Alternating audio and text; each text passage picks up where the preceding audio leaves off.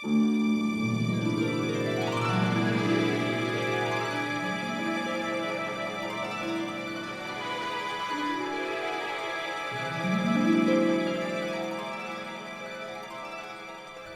Fredrik Gerten, and I'm the filmmaker. And I'm Leilani Farha, and I'm the advocate. Hey, Leilani. This is like a very special podcast because it's the first live podcast we are doing in Pushback Talks. Because I'm in Zagreb, Croatia, where Push has, like a 1 year delayed theatrical release. The film is going to be played in 10 cities around Croatia. They organize talks around in different architectural societies and so on. Really cool. Fantastic. It gives me hope, too. People are going to theaters, watching films. Amazing. And right now, the sound will be a little bit less amazing, but I'm in a theater in Zagreb, and it's a limited number of audience, but it's still 25 people, so you will hear them in the end, and we will meet the amazing Iva Marčetić, a researcher and an activist here in Zagreb. Great. So welcome to Pushback Talks, and this is in Zagreb, and we are together with architect and activist from the Right to the City here in Zagreb, Iva Marčetić. And Iva is one of these amazing, well-connected persons that do a great job here in Croatia. And we actually met for the Push premiere in Serbia, in Belgrade. And Iva just released a book, and the title is still in Croatian, so you have to tell me, Iva. It's housing policies in service of social and spatial inequalities. Wow. It's a bit of a stretch, kind of. It's soon going to be, I have to say, it's soon going to be published in English also. So for those interested in the specifics of our region when it comes to housing, can read it, yeah. I've been walking around in Zagreb today and yesterday, and I've been here also before. You can see that there are some scars in the city because of the earthquake last year. So here you have both the pandemic and the earthquake. It's like two crises on top of one. Normally, who are the people who take advantage of? Well, we know who takes advantage. Investors see crisis and two crises as huge opportunity. So I would imagine that I think they were already there before the pandemic and before the earthquakes, but I think they must be having their eyes wide open and their pockets ready to purchase. For sure, you are right. We just watched the movie, and we watched the story of these big equity investment funds and everything, how they're actually rampaging through Europe, buying housing in bulk. But as you well know, probably, Leilani, that the issues with housing in this part of Europe and in this part of the world are a bit different because our histories of housing are different. So we don't have still in such huge bulks, we don't have big landlords, and we had a privatization system that actually did not allow for big bulks of property to concentrate. So we don't have the exact same situation that we are seeing in the film that is actually the focus of the film. But what you are talking about is the way how financial capital and how different extracts value, and that value is extracted here through debt, through different kind of changes that we see in our lives and in our cities. And it just takes a little bit a different kind of approach over here. But what we are seeing now with the earthquake and also with COVID crisis, it is to be expected that more and more property is going to be concentrated in hands of bigger players than we have seen as of today. It is, of course, up to your government to decide, or to the cities, because a lot of the housing companies are still city-owned or state-owned. We have only 2% of our housing stock is public, but this is the biggest landlord. So no other landlord owns that much property in one city. So the thing is that when we don't know what this crisis holds within it, but we know that the city is indebted, that we have a huge debt that can go, like in other cities that we've seen in Europe, it can go in a certain direction where we sell off our housing stock, where we sell off our land. One of the things that is starting to happen, of course, is to sell off our centrally positioned public land that can be used for housing and other things that, you know, the city needs. So we are seeing this kind of political move towards saving our city through selling its, what we call silver, like selling its property, selling it. So this is like the crisis always kind of pushes these narratives even further, as we have seen in the rest of Europe and in America. And there is like this thing when you have a different kind of, you in the film deal with Western Europe and Canada and places like that. And over here, some of the things that we have seen there are coming here with a delay, but in kind of a bit of a different fashion. So it's interesting to follow that also. One thing for sure you have in common with Barcelona and many other cities is the touristification. So the Airbnb factor, the short time rental is grabbing a lot of your apartments. Yes, we have our coast, of course, is completely ravaged by tourism and impossibility to rent housing, to live long-term in housing. And the idea of housing has significantly changed because, you know, a house is something out of which people live down by the coast. It's not something they just live in, they live of it. So it's a different kind of a setting. And here in Zagreb, we have seen a huge influx of Airbnb and Airbnb properties. We had before the crisis, before COVID, we had like 30% annual growth of Airbnb in Zagreb, which actually produced a yearly jump in rents of 11% or more. So we have this lack of properties for long-term rent, but also a hike in prices, which made city less and less affordable and less approachable. Because it's obvious that also here in Zagreb, people talk about exactly the same things in all other cities. It's getting more and more expensive. It's harder and harder to pay the rent. And I heard a story today about a family who had just bought a much too expensive apartment.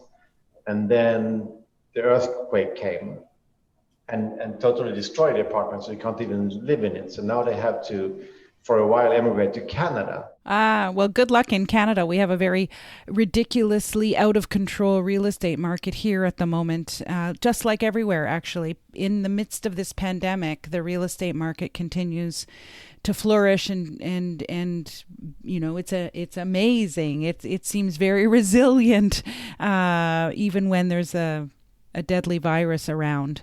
I remember when I was first appointed rapporteur and UN rapporteur on the right to housing in 2014, I think the second official visit I did was to Serbia. And I remember meeting with a family in Belgrade who were living in what used to be state-owned housing. They had purchased it, their unit, for something ridiculous, like literally 20 euros. And now they were living in this, it was a former workers' housing, and so there was a communal kitchen, communal bathroom, and then they all had their units. It was in complete disrepair. Like, I mean, I couldn't enter the bathroom. It was so in such disrepair. The man with whom I was speaking had created a shower for his wife and daughters out of a closet in his own unit, out of a sense of pride and dignity for his family. And then later I talked to some local officials, and I was asking, like, what are you going to do about there's so many workers, and I'm sure it's the same in Croatia, these workers' apartments and dwellings that are just, they need repairs. And he said, well, we have two choices. we sell off public land to get money to refurbish these places, or we have a contract with private developers who will come in and help us refurbish, but then they'll turn them into luxury units and make them unaffordable to the average people, and certainly the people that were living who no longer had jobs because the factory had closed. They were still just in the factory housing. So I don't know if there are a lot of parallels with Croatia, but it really struck me, as you said, a very different phenomenon because of the history of socialism and communism in the region, and that flipping immediately to capitalism, a very particular experience, but still definitely related to financialization, as as I just said. Yeah, what you said is what we have in all of our ex-Yugoslavian countries is a lot of poor that have property. That is a phenomenon that we are living here, and that it depends like where your property is situated.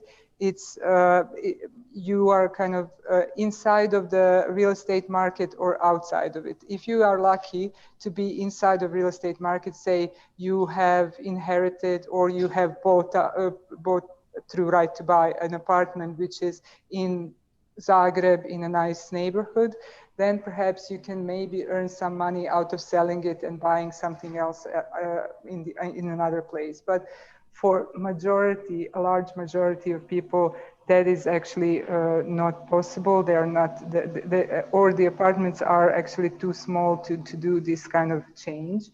But you are stuck and left with your property and bills that are piling up and everything. We have a lot of energy poverty, as you know, and especially pronounced more in Serbia and Macedonia than in Croatia. But in Croatia also very much so. We had the same system of privatizing.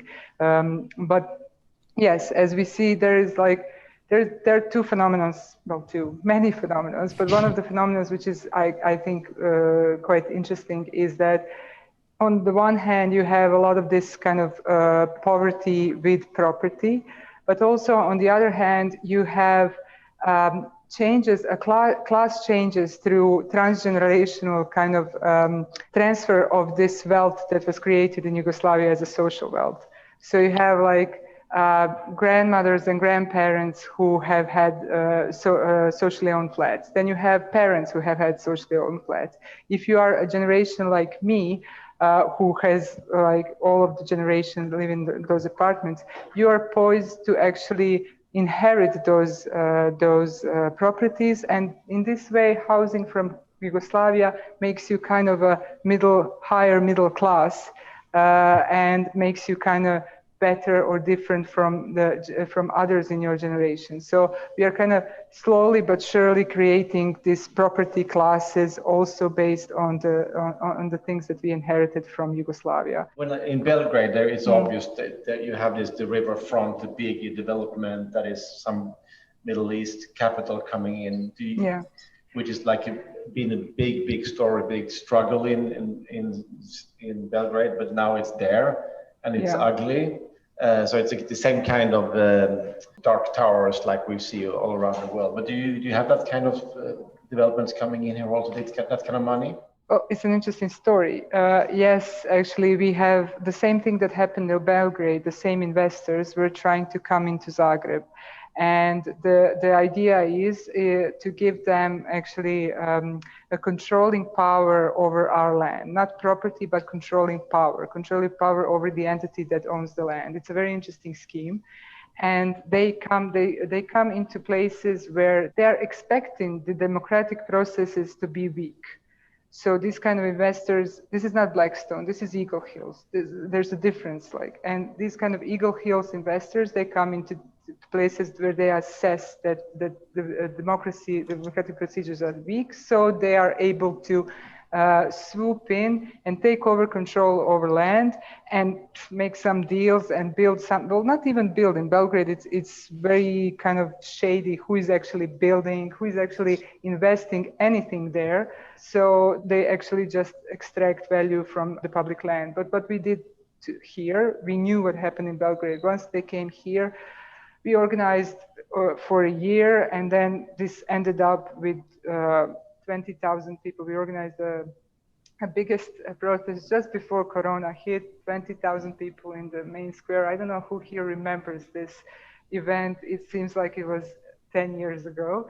It was just a year ago. Pre-Corona. Yeah, pre-Corona event. Days. And actually, with this kind of resistance, we managed to kill the plan, to kill the possibility of this kind of investment. So we kind of won in Zagreb, and to be able to win, Belgrade activism and what people in Belgrade actually found out about these investors, how they operate and things like that, actually helped us immensely here in Zagreb to actually chase them away.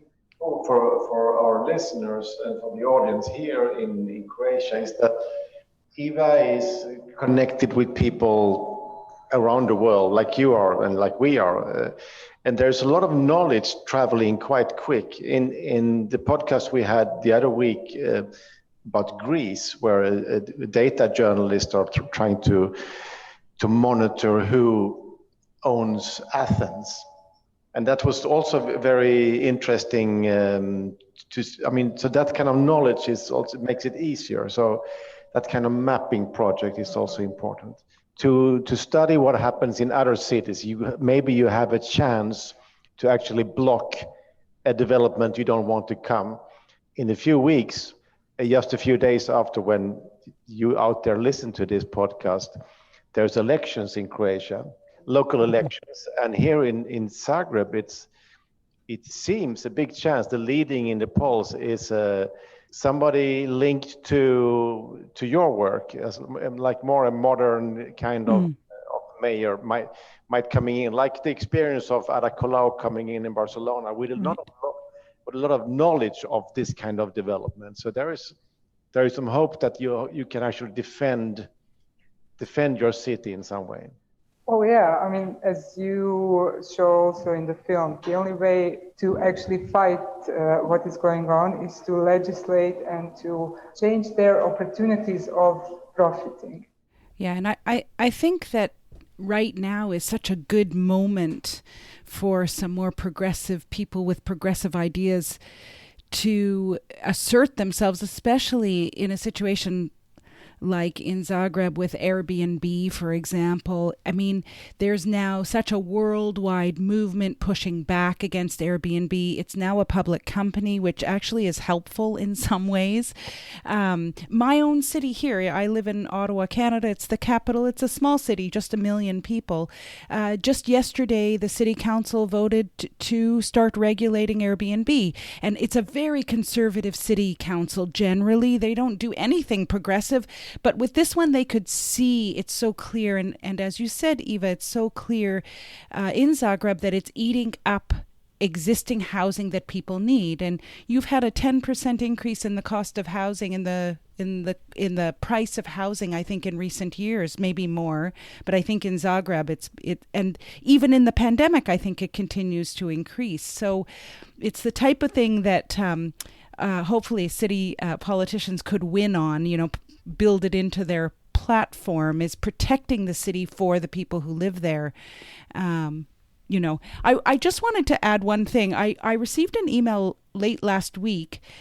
I think the person who sent it did not know that I would be sort of in Zagreb doing this. But he wrote to me, a fellow named Nenad, and he wrote to me telling me that in his city, he said an ancient public soccer field was sold to some unknown, rich and glamorous architectural firm, and they've created some very luxurious, high-end residential building that is really that no one in that city can actually afford, and they don't know who it's intended for.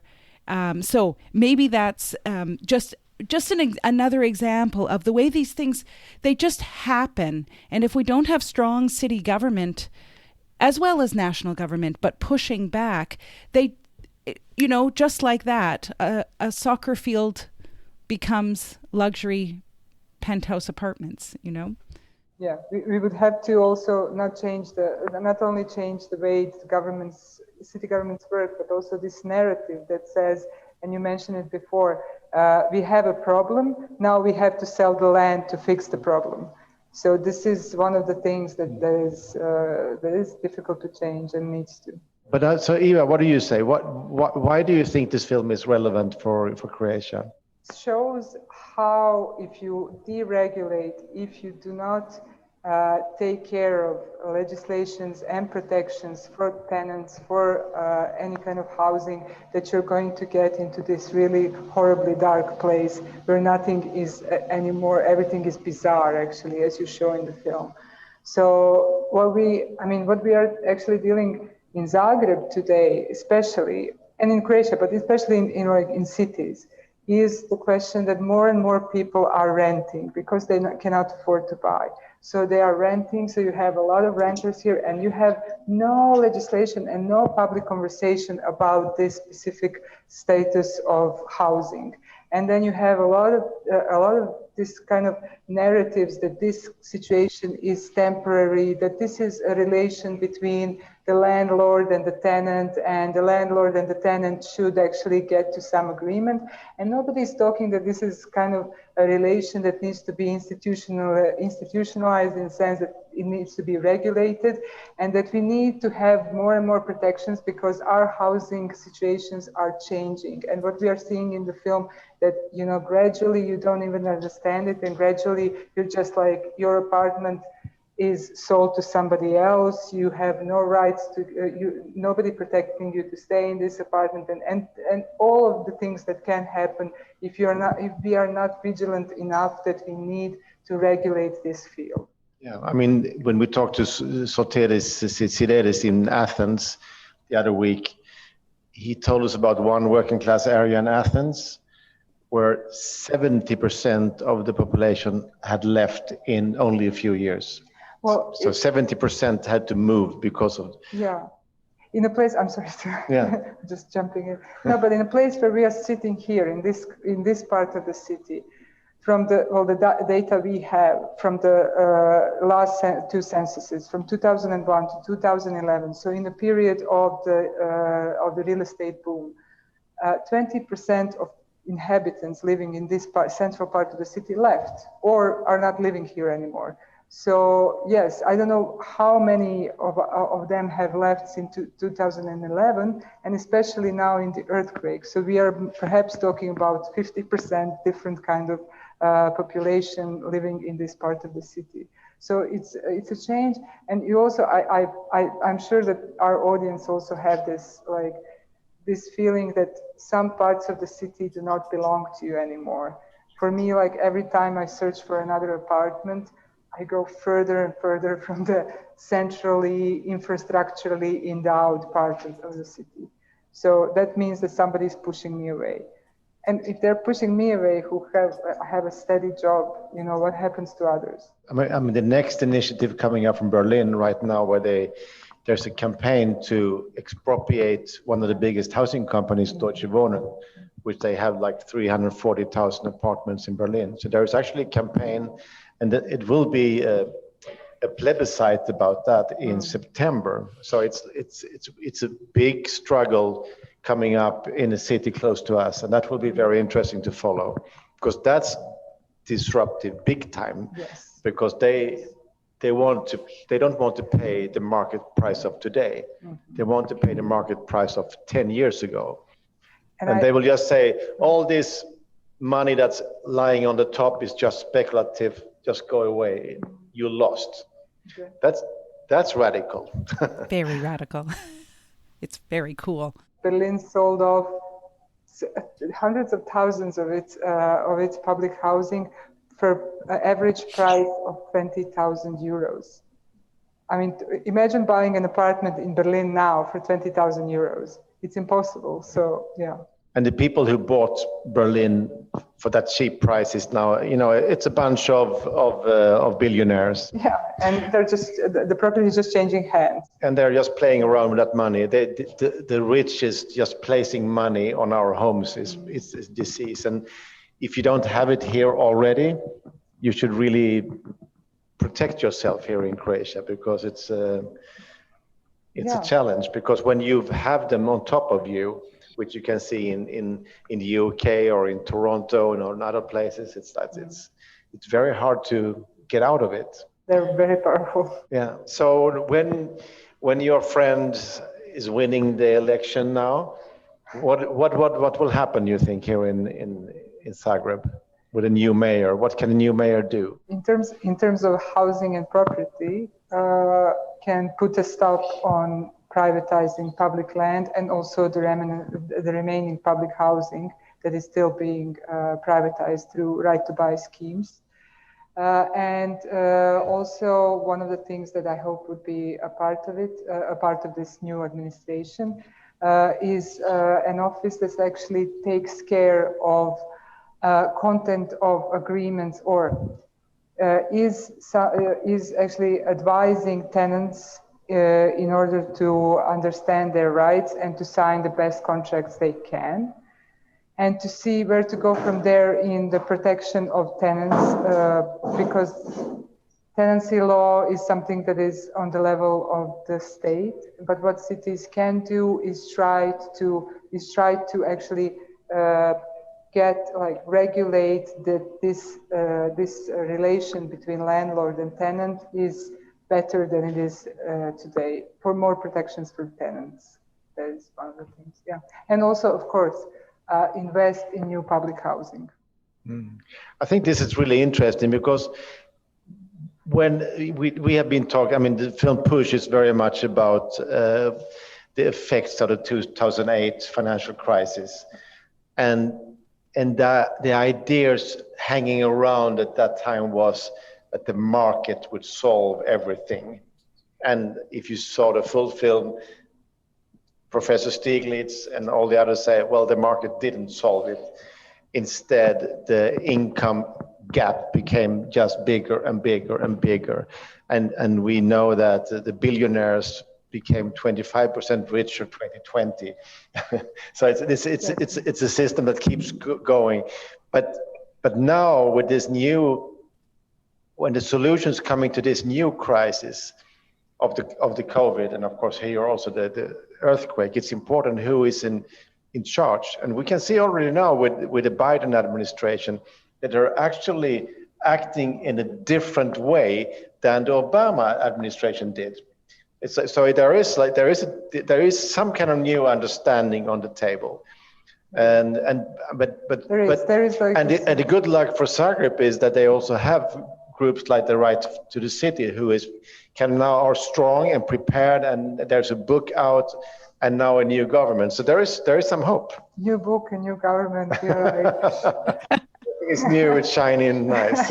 No, but yeah, I mean, the paradigm is changing in terms of deficit hawkery is not anymore so much present, but yeah, we will see where that gets us. I mean, one of the things that also can happen is to be completely destroyed and to completely fail, of course, because the more powerful actors that are still quite neoliberal can actually destroy cities and can destroy their economies and their kind of ways of thinking. But hopefully we are going into direction that is quite rational in terms of understanding that selling off property is not going to get us anywhere, and to kind of what Ada was also talking in the film is to kind of invest into the city, what city needs, and not just what investment fund needs.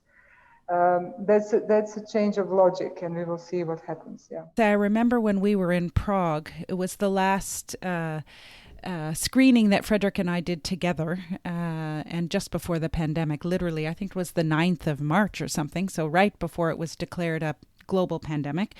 But I remember there how difficult it was to have some of these conversations that we're having right now, because of the sensitivities around, are we talking about reintroducing socialism and bringing back communism? And of course, I mean, I think I'm clear in the film and that's my position as an advocate, which is, we haven't really had a chance to see if capitalism can respond to human rights. And that's what I'm interested. That's my big project. It's trying to convey that we don't have to adopt a whole other economic system. And in your case, it would be going back to a former economic system. We have a system in place. Let's try, because we haven't yet tried, to see if it can be responsive to ideas of social value, social good, the social contract, and from my perspective, human rights. But I don't know if in Zagreb is it also the same tension there, this fear of going back?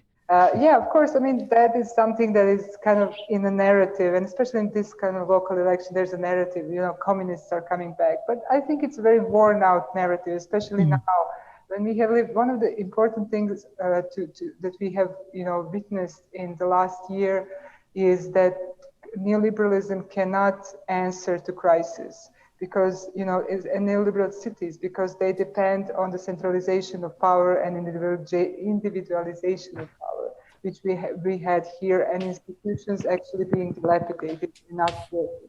So we have to change. Like that was obvious, and now the new kind of government is stepping in. In terms of, in the narrative sense, it can be talked about, as you said.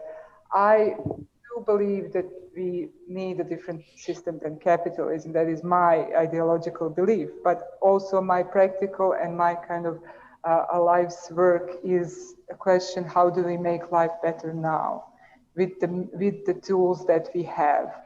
And we know that we have tools that can make our material condition better. And we also know that we don't have the power to change the whole system. And of course, whoever understands the economies of the cities and knows something about the economy knows that there is no going back into self-management system that we have in Yugoslavia. The world has changed. So the way that we change now also has to be different.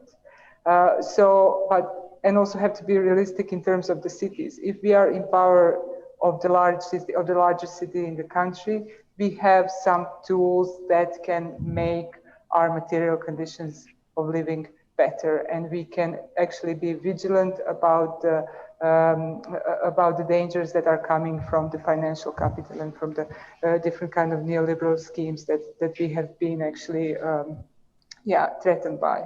I think it's a nice take. Let's try to do what we can do and be practical, because it's actually our lives we live right now, and we need to do it as good as we can. You know what? It's 9:30 here in Croatia, which means that the bars are closing in half an hour. So I think the audience want to run out to buy a beer. I don't know. Perhaps. Maybe so. So maybe we should wrap up. What do you say, Leilani? I would never stand between people and their beer. Definitely not. So yes, we must all drink, and it's late enough here. I don't know what time it is here. 3:30. Sure, I could start drinking too. Anyway, this was actually our first live podcast. Was it okay, Leilani? I think it's quite cool. Yeah, Pushback Talks on the road. I like it. Okay, thank you, Leilani. Thank you, Iva. Thank you. And thank you, everybody out there. And good luck with the film in Croatia. I really hope you can use it. And if you want to talk to me and Leilani more, just call us. We are close to a screen. Yes, always buy a screen. But thank you so much, Iva, for your book. I can't wait for it to come out in English. But also the shift, we should connect with you and the work you're doing there and learn more about what's happening and how we can support you. So it's really cool to meet you. Thank you very much. Thank you, everybody out there. Thank you.